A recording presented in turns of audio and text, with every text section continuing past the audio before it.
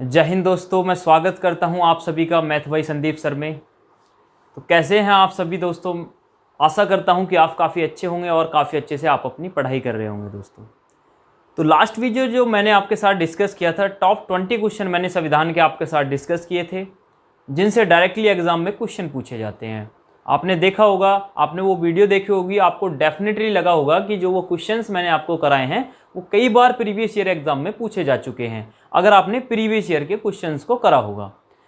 और दोस्तों, मैंने उसमें आपसे 3 से 4 क्वेश्चन पूछे थे कि हमारे मतलब वित्त मंत्री कौन हैं, हमारे रक्षा मंत्री कौन हैं और हमारे रेल मंत्री कौन हैं। तो मैं बताना चाहूँगा, हमारे अंश गौतम जी हैं, हमारे भाई अंश गौतम जी हैं। उन्होंने क्या किया है कि आंसर उसका दिया था और हमारे सिम्मी गुजर नाम से हैं, तो उन्होंने उसका आंसर दिया था। मैं आपको बताना चाहूँगा कि जो भी मैं आपसे क्वेश्चन पूछता हूँ कमेंट बॉक्स में आप मुझे ज़रूर आंसर दिया करें। मुझे काफ़ी अच्छा लगा, अंश गौतम जी एंड सिम्मी गुजर दोनों के लिए बोल रहा हूँ, आपने मुझे कमेंट बॉक्स में आंसर दिया, मुझे काफ़ी अच्छा लगा। और आप ऐसे ही आंसर करिए, क्योंकि अगर आप कमेंट बॉक्स में आंसर करते हैं तो इससे आपको फ़ायदा होता है। आपको ये फ़ायदा होता है कि जो मैंने क्वेश्चन आपसे पूछा है, आप उसको कमेंट बॉक्स में अगर आंसर दे रहे हैं तो लाइफ टाइम आप उसको भूलने वाले हैं नहीं, वो आपको याद रहेगा। ठीक है दोस्तों, चलते हैं। आज संविधान का हमारा टॉपिक है प्रस्तावना, जिसको इंग्लिश में प्रीएम्बल बोलते हैं। अगर आपको ये नहीं दिख रहा है तो हमारा जो टॉपिक का नाम है आप लिख लीजिए, प्रस्तावना है। मैं लिख देता हूं एक बार, प्रस्तावना। प्रस्तावना हमारा टॉपिक का नाम है, संविधान की प्रस्तावना।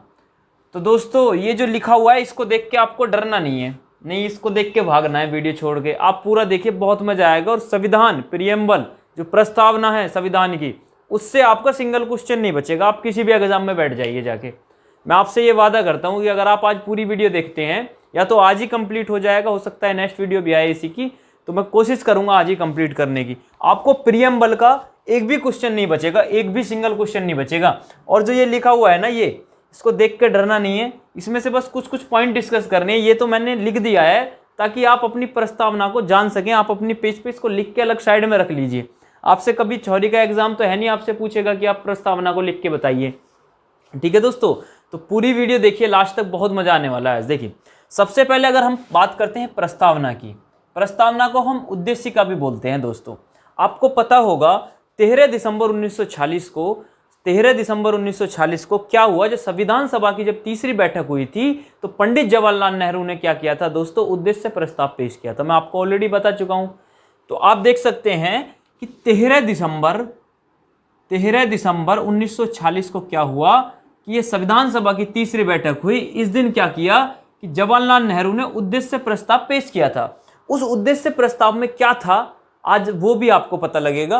और उद्देश्य प्रस्ताव का मतलब ये है कि जो हमारा मेन उद्देश्य है, जैसे कि आप केमिस्ट्री की आप फाइल बनाते हैं, तो आप केमिस्ट्री में आप अपना एम या ऑब्जेक्ट लिखते हैं या फिर उद्देश्य लिखते हैं, हिंदी में अगर लिखते हैं, तो आपको उसमें बताते हैं कि उस प्रैक्टिकल में आप क्या करने वाले हैं। डेफिनेटली आपने किया होगा, आपको पता भी होगा। उसी तरीका से दोस्तों पंडित जवाहरलाल नेहरू ने क्या किया कि उद्देश्य प्रस्ताव पेश किया। उस उद्देश्य प्रस्ताव में यह बताया कि हम संविधान हमारा किस तरीका का रहने वाला है, इस संविधान में क्या क्या बातों पे जोर दिया जाएगा। तो उस उद्देश्य प्रस्ताव को ही दोस्तों हमने प्रस्तावना का नाम दे दिया आगे चल के। जब हमने क्या हुआ कि जब हमारा संविधान 26 नवंबर 1949 को दोस्तों हमारा अंगीकृत किया गया, उस दिन हमने क्या किया कि प्रस्तावना बोल दिया उद्देश्य प्रस्ताव को ही। तो आज आपको यही पढ़ना है कि हमारा उद्देश्य जो प्रस्तावना है, इसमें क्या क्या बातें लिखी गई थी जब जो पंडित जवाहरलाल नेहरू ने वो संविधान सभा के सामने पेश किया था। और सारे इंपॉर्टेंट फैक्ट आज आपको क्लियर हो जाएंगे। तो देखिए, मैं वीडियो स्टार्ट करता हूं। देखिए, सबसे पहला क्वेश्चन आपके दिमाग में उठता है, कोई भी अगर आपसे क्वेश्चन पूछेगा कि जो हमारा प्रस्तावना है, जो हमारी उद्देशिका है, जो हमारा प्रीएम्बल है, जो हमारा इंट्रोडक्शन है, तो दोस्तों इसको कहां से लिया गया है। बहुत आसान क्वेश्चन है। तो आप बोल देंगे कि ये हमारा यूएसए से लिया गया है, जिसको हम अमेरिका भी बोलते हैं दोस्तों। प्रस्तावना को यूएसए से लिया गया है, आपको ये चीज याद रखनी है, प्रस्तावना को यूएसए से लिया गया है। कभी अभी आपको एग्जाम में क्वेश्चन आता है कि जो हमारा प्रस्तावना शब्द है, जो हमारा उद्देशिका है, या फिर इंग्लिश में इसी को प्रीएम्बल बोलते हैं, तो ये किस देश से इसको लिया गया है, तो आपको बताना है कि यूएसए से ये लिया गया है। अगर बात करते हैं दोस्तों इसकी भाषा की, किसकी बात करते हैं, प्रस्तावना की भाषा की। तो जो हमारी प्रस्तावना की भाषा है वो हमारी ऑस्ट्रेलिया से ली गई है। इतनी बात आपको क्लियर होगी। जो हमारा संविधान जो सभा थी, जो हमारा प्रस्तावना है, जो इसको लिया गया है वो दोस्तों वो यूएसए से लिया गया है, अमेरिका से। अगर इसकी जो भाषा की बात करते हैं वो हमारी ऑस्ट्रेलिया से ली गई है। 2 क्वेश्चन आपके कंप्लीट हो गए, डायरेक्टली आपसे एग्जाम में पूछे जाएंगे। आपको पता लग गया कि प्रस्तावना क्या होता है, कि प्रस्तावना क्या है, एक परिचय पत्र है संविधान का। जो हम संविधान में 395 आर्टिकल या फिर 8 अनुसूची और 22 भाग जो हमने संविधान ने जब निर्माण हुआ था उस टाइम पे बनाए गए, तो उसका जो परिचय पत्र था, जो उसके अंदर जो भी चीजें थी उसको एक मतलब प्रस्तावना में लिख दिया। इसी वजह से इसको इंट्रोडक्शन भी बोलते हैं, परिचय पत्र भी बोलते हैं, प्रस्तावना भी बोलते हैं। ठीक है, सब एक ही बात है। उसके बाद हुआ क्या दोस्तों, प्रस्तावना की भाषा ऑस्ट्रेलिया से ली गई है, प्रस्तावना को यूएस से, अमेरिका से लिया गया है। उसके बाद अगला क्वेश्चन आता है, एन ए पालखीवाल ने प्रस्तावना को संविधान का परिचय पत्र भी कहा है। जो हमारे एन ए पालखीवाल जी हैं, इन्होंने संविधान की जो प्रस्तावना है इसको परिचय पत्र भी कहा है। आपसे डायरेक्टली क्वेश्चन पूछा जाएगा आपके एग्जाम में कि आप ये बताइए कि जो हमारा जो प्रस्तावना है इसको परिचय पत्र किसने कहा था। तो एन ए पालखीवाल जी ने कहा था कि जो हमारी प्रस्तावना है ये संविधान का परिचय पत्र है। जैसे कि आप अपने बारे में अपना परिचय देते हैं तो वो आपका परिचय आपके बारे में हो गया, उसी तरीका से जो हमारी प्रस्तावना है ये संविधान के बारे में क्या है, परिचय पत्र है। दोस्तों आपको आशा करता हूँ कि आपको यहाँ तक बात समझ में आ गई होगी। अब आगे चलते हैं। देखिए आगे चलते हैं, ये जो लिखी हुई है ना पूरी, आपको इसको याद नहीं करना है, आपको याद रखने की इसको कोई ज़रूरत नहीं है। ये जो जितनी भी यहाँ पे 6 से 7 लाइन लिखी हुई हैं, 1 2 3 4 5 6 7, ये जो 7 लाइन लिखी हुई है ना दोस्तों, 6 लाइन लिखी हुई हैं, इसको आपको याद नहीं करना है। लेकिन जो आपको चीज़ याद रखनी है वो मैं आपको बता दूंगा क्या क्या याद रखना है। पहली बात तो ये है क्या दोस्तों, ये हमारी प्रस्तावना है।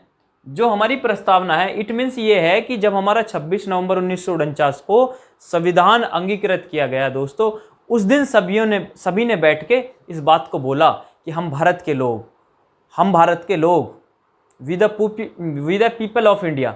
तो मतलब ये जितनी भी बातें बोली गई थी उस दिन बोली गई थी, ये हमारी क्या है, प्रस्तावना है। आप इसको मतलब मैं यहाँ हैज बना देता हूँ, ये इंपॉर्टेंट का सिंबल हो गया। आपको क्या करना है, इसको एक कॉपी में अलग से नोट कर लीजिए। आप इसको याद कर सकते हैं तो कर लीजिए, नहीं तो कोई ज़रूरत है नहीं। आपसे क्वेश्चन किस टाइप का पूछा जाएगा वो मैं आपके साथ डिस्कस करूँगा, और ऑब्जेक्टिव क्वेश्चन जो होते हैं प्रीवियस ईयर के वो भी मैं लेके आऊँगा। इस संडे को जो मैं लेके आने वाला हूँ वो पॉलिटी के क्वेश्चन लेके आऊँगा आपके सामने। ठीक है दोस्तों, देखिए आगे बढ़ते हैं। ये क्या है, हम भारत के लोग, या फिर आप जनता भी लिख सकते हैं। हम भारत के लोग या जनता भारत को एक संपूर्ण प्रभुत्व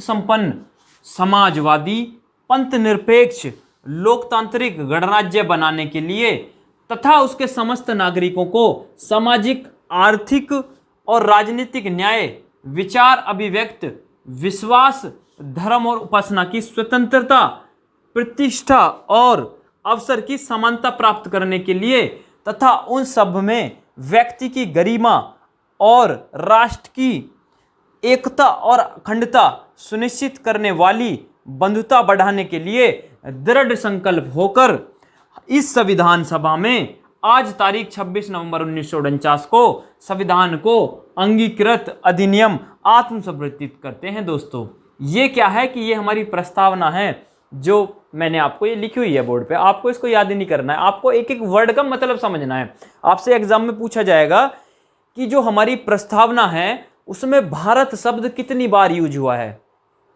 उसमें भारत शब्द कितनी बार यूज हुआ है। प्रस्तावना से डायरेक्टली क्वेश्चन पूछा जाएगा, हम भारत के लोग भारत को, तो भारत शब्द कितनी बार यूज हुआ है दोस्तों, 2 बार यूज हुआ है। वो मैं डायरेक्टली आपको क्वेश्चन वाइज भी कराऊंगा। देखिए अब आपसे पूछा जाएगा हम भारत के लोग या हम भारत की जनता, मतलब जो संविधान बनाया है ना, मतलब इसका जो खुद एक जनता क्या है, इसका सोर्स है, मतलब जनता ने ही इसको बनाया है। यहां से आप इसका मतलब ये निकाल सकते हैं, भारत को एक संपूर्ण प्रभुत्व संपन्न, प्रभुत्व का मतलब दोस्तों ये होता है, इसका प्रभुत्व संपन्न का मतलब ये होता है कि जो कोई भी देश है, हमारा जो देश है भारत, वो अपने निर्णय लेने के लिए स्वतंत्र है बिना किसी बाहरी हस्तक्षेप के, मतलब वो स्वतंत्र है। अगर आप इसका मतलब ये समझ सकते हैं। समाजवादी ये है कि सरकार जो होगी वो जनता द्वारा बनाई जाएगी, वह जनता के लिए ही काम करेगी दोस्तों, जनता के हित में काम करेगी।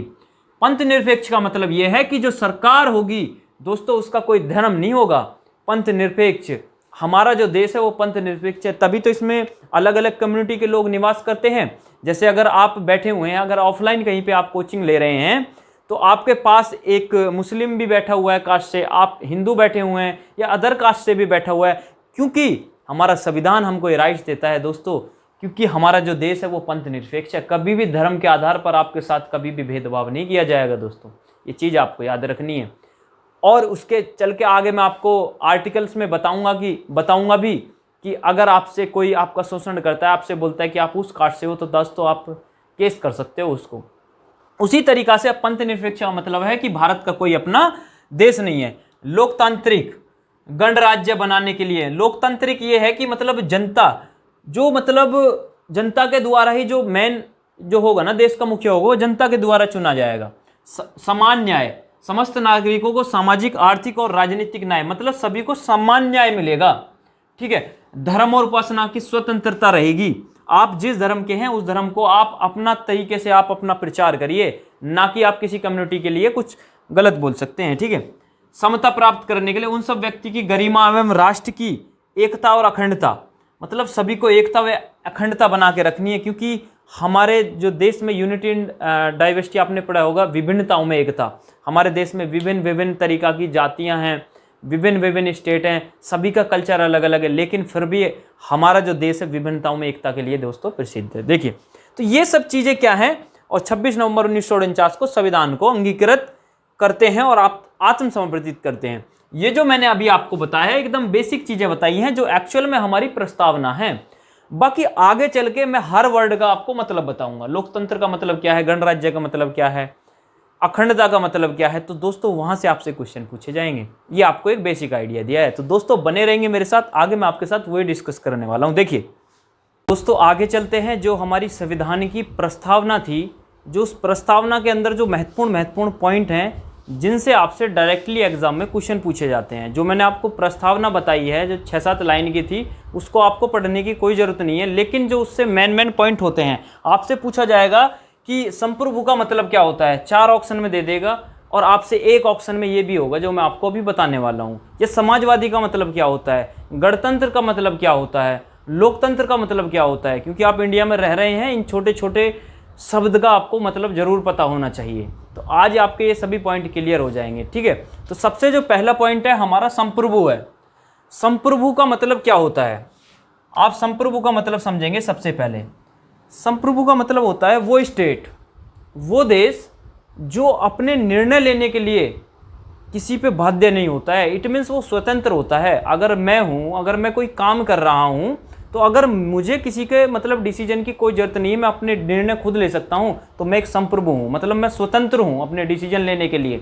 उसी प्रकार से वह देश, देखिए डेफिनेशन पढ़िए, जो देश अपने निर्णय खुद लेता है, खुद बदल सकता है, वह खुद समाप्त कर सकता है बिना किसी बाहरी हस्तक्षेप के। इसका मतलब यह है कि यह वह देश है, कोई भी ऐसा देश जो अपने निर्णय खुद ले सकता हो, खुद बदल सकता हो, खुद समाप्त कर सकता हो। तो भारत क्या है, एक संप्रभु हमारा देश है दोस्तों। तो ये भारत की प्रस्तावना में बताया गया है। संप्रभु का मतलब आपको समझ में आ गया होगा। देखिए अगला क्वेश्चन है समाजवादी। समाजवादी का मतलब क्या होता है, समाजवादी पार्टी भी आपने सुनी होगी। समाजवादी शब्द का मतलब ये होता है कि जहाँ जो संसाधन होते हैं वो सरकार के कंट्रोल में होते हैं, लेकिन जो सरकार होती है वो अपने फायदे को ध्यान में ना रखते हुए जनता के हित में काम करती है।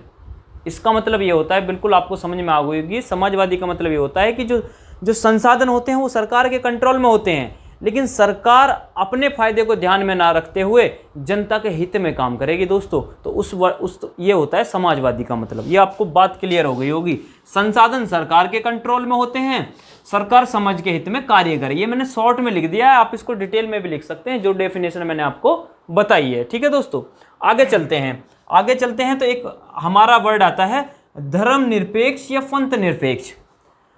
धर्मनिरपेक्ष या पंथ निरपेक्ष। तो धर्मनिरपेक्ष और पंथ निरपेक्ष का मतलब ये होता है दोस्तों कि जो देश है हमारा भारत देश, या कोई भी ऐसा देश जिसका कोई धर्म नहीं होता, वो किसी विशेष जाति व समुदाय के लिए ना कह मतलब कोई काम करके किसी भी मतलब धर्म के आधार पर किसी के लिए भी भेदभाव नहीं करेगा, मतलब देश का कोई धर्म नहीं होता। तो हमारा भारत देश भी उसी की तरह है। पंथ निरपेक्ष का मतलब है इसका कोई धर्म नहीं है, सभी धर्म के समुदायों को ये बराबर इक्वल मानता है हमारा संविधान दोस्तों, ये हमारे संविधान में लिखा हुआ है। देखिए आपको पता लग गया धर्म निरपेक्ष या पंथ निरपेक्ष का मतलब होता है धर्म के आधार पर भेदभाव नहीं, मतलब कोई किसी भी धर्म से बिलोंग करता है तो उस पर कोई भेदभाव नहीं होगा, कास्ट के आधार पर कोई भी भेदभाव नहीं होगा, क्योंकि सरकार का कोई धर्म नहीं होता।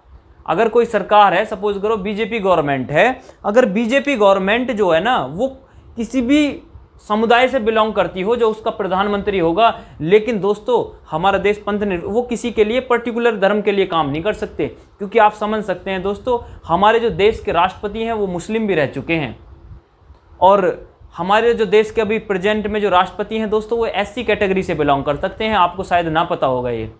तो आपको ये चीज़ याद रखनी है कि जो हमारा जो देश है ना, जो हमारा देश है भारत, वो पंथ निरपेक्ष है, मतलब धर्म के आधार पर किसी के साथ भेदभाव नहीं होगा। तो कभी भी आपसे पूछता है धर्म निरपेक्ष का मतलब क्या है, तो इसका मतलब ये हो गया कि धर्म के आधार पर भेदभाव नहीं, किसी भी सरकार का कोई धर्म नहीं होता, वो सभी धर्म को ध्यान में रखते हुए काम करते हैं। प्रजातंत्र का मतलब क्या होता है, जनता द्वारा व जनता के लिए, मतलब जो सरकार बनाई जाएगी जैसे वो जनता के द्वारा ही चुनी जाएगी और वो जनता के लिए ही काम करेगी दोस्तों, ये प्रजातंत्र का मतलब होता है। हमारी जो इंडिया है वो डेमोक्रेटिक कंट्री है, आप बोलते हैं तो प्रजातंत्र है, क्योंकि जो आप सरकार जो चुन के भेजते हैं वो आप ही लोग तो चुन के भेजते हैं और वो हमारे लिए ही काम करती है। इसका मतलब ये हो गया जनता द्वारा व जनता के लिए, सरकार जनता द्वारा चुनी जाएगी व जनता के लिए ही काम करेगी दोस्तों, इसका मतलब ये हो गया। देखिए प्रजातंत्र आपको क्लियर हो गया, धर्मनिरपेक्ष आपको पता लग गया, समाजवादी क्या होता है, संप्रभु क्या होता है। उसके बाद आता है गणतंत्र, इसको हम गणतंत्र, तो गणतंत्र का मतलब क्या होता है, गणतंत्र दिवस भी आता है 26 जनवरी को हम मनाते हैं गणतंत्र दिवस। तो आपको एक बात पता होनी चाहिए, जो गणतंत्र का मतलब होता है कि जिस देश का मुखिया या संवैधानिक जो सबसे बड़ा पद होगा, हमारे देश का जो संविधान का जो सबसे बड़ा पद है दोस्तों वो राष्ट्रपति है। तो किसी भी देश का जो मुखिया होगा वो जनता द्वारा चुना जाएगा, या तो वो प्रत्यक्ष रूप से हो या फिर अप्रत्यक्ष रूप से। अब प्रत्यक्ष और अप्रत्यक्ष का मतलब क्या होता है दोस्तों, अप्रत्यक्ष क्या होता है कि इनडायरेक्ट चुनाव होता है, मतलब हम भेजते हैं किसको, सांसद को चुन के, या फिर सांसद किसको चुनते हैं, राष्ट्रपति को चुनते हैं। तो उसी तरीक़ा से या तो फिर हम डायरेक्टली चुन रहे हों या फिर इनडायरेक्टली चुन रहे हों, तो जो देश का मुखिया होगा, जो संवैधानिक का सबसे बड़ा पद होगा दोस्तों, वो जनता के द्वारा चुना जाएगा। अगर किसी भी देश में ऐसा हो रहा है तो उसको हम क्या बोलेंगे, गणतंत्र। ठीक है दोस्तों, देखिए गणतंत्र हो गया जिस देश का मुखिया जनता द्वारा चुना जाए प्रत्यक्ष या अप्रत्यक्ष रूप से। वंशानुगत नहीं होगा दोस्तों, वंशानुगत नहीं होगा। इसका मतलब ये है कि राजतंत्र होता है एक, तो राजतंत्र में क्या होता है कि भाई जो राजा होता था उसी का बेटा क्या है, शासन संभालता था। लेकिन दोस्तों हमारे देश में क्या है कि गणतंत्र है, कोई भी हमारे देश का नागरिक किसी भी पद पे जा सकता है, क्योंकि उसमें कोई भी ये जरूरी नहीं है कि उसकी फैमिली मेंबर से ही वो बिलोंग करता हो उस पार्टी से। तो हम वंशानुगत नहीं होगा और गणतंत्र होगा जिस देश का मुखिया जनता द्वारा चुना जाए प्रत्यक्ष या अप्रत्यक्ष रूप से। ठीक है, इतनी बात आपको क्लियर होगी। समान न्याय मतलब सभी को समान न्याय दिया जाएगा, चाहे वो सामाजिक हो, चाहे वो आर्थिक हो, या फिर वो राजनीतिक हो। सामाजिक का मतलब है कि समाज से रिलेटेड, आर्थिक मतलब अर्थशास्त्र से मतलब पैसों से रिलेटेड, मतलब सभी को इक्वल रखने की कोशिश की जाएगी, सभी को समान न्याय दिया जाएगा दोस्तों। ये हमारे संविधान की सभी मतलब जो प्रस्तावना है उसके कुछ पॉइंट हैं जो मैं आपके साथ डिस्कस कर रहा हूँ। स्वतंत्रता मतलब स्वतंत्रता का मतलब होता है जन्म से अधिकार। इसका मतलब यह है कि हम स्वतंत्र हैं, हम अपने लिए अगर हम अच्छे से काम करके कोई भी काम कर रहे हैं, तो अगर हम अच्छे से सक्सेस होंगे तो उससे क्या होगा कि हमारा देश का भी भला होगा। तो हर इंसान स्वतंत्र है कुछ भी करने के लिए, उसको बाध्य नहीं किया जाएगा। अगर आप कुछ कहीं भी पढ़ना चाह रहे हैं, आपसे ये नहीं बोला जाएगा कि आप यहाँ नहीं पढ़ सकते। इसका मतलब ये, स्वतंत्रता का मतलब ये है कि जो हमें जन्म से अधिकार मिले हुए हैं दोस्तों। फंडामेंटल राइट्स में मैं इनको डिटेल्स में आपको बताऊंगा। देखिए समता क्या है, समानता का अधिकार है, मतलब सभी को समान अधिकार दिया जाएगा। ये नहीं है कि किसी से भेदभाव किया जाएगा, तो आप इसको भी याद रख सकते हैं। जो नेक्स्ट है बंधुत्व, मतलब जो हमारा भारत देश का जो संविधान है इसमें यह भी बताया गया है कि आपस में भाईचारा रखना चाहिए। बंधुत्व का मतलब होता है भाईचारा। ये सभी पॉइंट आपसे किसी भी एग्जाम में पूछे जा सकते हैं डायरेक्टली। ठीक है, आगे चलते हैं। राष्ट्र की एकता एवं अखंडता, विभिन्नताओं में एकता, मतलब ये है कि अखंडताओं में एकता का मतलब ये है कि हमारे विभिन्न विभिन्न स्टेट हैं और विभिन्न विभिन्न स्टेट में अलग अलग टाइप का कल्चर है, लेकिन दोस्तों विभिन्नताओं में एकता है हमारे भारत में। तो ये हमारे भारत देश के जो संविधान की जो प्रस्तावना है दोस्तों, प्रस्तावना के कुछ पॉइंट मैंने आपके साथ डिस्कस किए कि संप्रभु का मतलब क्या होता है, समाजवादी का मतलब क्या होता है, धर्मनिरपेक्ष का मतलब क्या होता है, प्रजातंत्र, गणतंत्र, समान न्याय। तो आप इन पॉइंट को क्या करें, इनको नोट करके इनको याद करें, इनसे डायरेक्टली आपसे क्वेश्चन पूछा जाएगा। ये आपके लिए बहुत ही महत्वपूर्ण है। जो मैंने आपको स्टार्टिंग में पॉइंट बताए और ये पॉइंट काफ़ी महत्वपूर्ण है। जो मैंने आपको प्रस्तावना बताई 6 से 7 लाइन की, आप उसको नोट कर सकते हैं, याद रखने की कोई ज़रूरत नहीं है। ठीक है दोस्तों, अब मैं आपको बताना चाहूँगा कुछ इससे संविधान की प्रस्तावना से रिलेटेड कुछ फैक्ट वाले 2-3 पॉइंट हैं जो मैं आपको वो नोट करा देता हूँ, जिनसे आपसे डायरेक्टली एग्जाम में पूछा जाएगा। आपसे पूछ लेगा कि जो पंथ निरपेक्ष है हमारे संविधान की प्रस्तावना में, वो कौन से संविधान संशोधन में जोड़ा गया, वह कब जोड़ा गया दोस्तों। ठीक है, और जो संविधान की जो प्रस्तावना है ये संविधान का भाग है या फिर नहीं है, इस टाइप के आपसे डायरेक्टली क्वेश्चन पूछे जाते हैं। ठीक है, तो आज ही की वीडियो में आपकी प्रस्तावना कंप्लीट हो जाएगी, तो दोस्तों बने रहिए मेरे साथ। अरे प्रस्तावना से रिलेटेड कुछ महत्वपूर्ण पॉइंट्स हैं जिनसे कई बार एग्जाम में क्वेश्चन पूछा गया है, वो भी मैं आपके साथ डिस्कस कर लेता हूँ। देखिए, सबसे पहला क्वेश्चन है कि जो संविधान की जो आत्मा, प्रस्तावना को संविधान की आत्मा कहा गया है, तो वो आपसे पूछ लेगा कि ये किसने कहा है। तो जगदीश ठाकुर जी हैं जिन्होंने कहा है प्रस्तावना को क्या, संविधान की आत्मा कहा गया है। ठीक है दोस्तों, जो अगला क्वेश्चन है उसकी तरफ बढ़ते हैं कि भारत शब्द का प्रयोग, ये सभी प्रस्तावना से रिलेटेड क्वेश्चन चल रहे हैं। भारत शब्द का प्रयोग प्रस्तावना में कितनी बार हुआ है, तो आप बोल देंगे भारत शब्द का प्रयोग प्रस्तावना में 2 बार हुआ है। कैसे हुआ है, हम भारत के लोग भारत को, तो भारत, हम भारत के लोग 1 बार हो गया, भारत को 2 बार हो गया। इसका मतलब ये है कि प्रस्तावना में भारत शब्द का जो प्रयोग हुआ है वो 2 बार हुआ है। समाजवादी, धर्मनिरपेक्ष व अखंडता, समाजवादी, धर्मनिरपेक्ष, अखंडता, महत्वपूर्ण डाल देता हूँ, क्वेश्चन डेफिनेटली पूछा जाएगा किसी न किसी एग्जाम में, ये बहुत बार पूछा गया है। समाजवादी, धर्मनिरपेक्ष व अखंडता, ये कौन से संविधान संशोधन में जोड़े गए हैं दोस्तों, 42वें संविधान संशोधन में इनको जोड़ा गया है, आप ये याद रख सकते हैं। देखिए, उसके बाद है कि मिनी संविधान, लघु संविधान किसको कहा जाता है, तो दोस्तों 42वें संविधान संशोधन को ही हम क्या कहते हैं, मिनी संविधान कहते हैं।